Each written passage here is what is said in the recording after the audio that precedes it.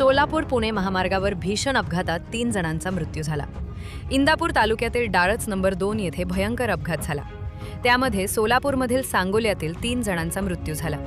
गुरुवारी सायंकाळी 5 वाजताच्या आसपास कारचा अपघात झाला, तर 1 जण गंभीर जखमी झाला आहे.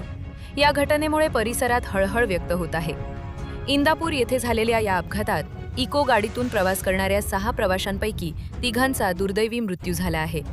मृतांमध्ये आदिती अमर हातेकर वय 25 वर्ष, सखुबाई ईश्वर गेजगे वय 60 वर्ष व जय अमर हातेकर वय 2 वर्ष, सर्व राहणार सांगोला जिल्हा सोलापूर यांचा समावेश आहे. अपघातात इको गाडीचे चालक कबीरदास ईश्वर गेजगे वय 50 वर्ष, राहणार पाटस हे गंभीर जखमी झाले असून त्यांच्यावर उपचार सुरू आहेत.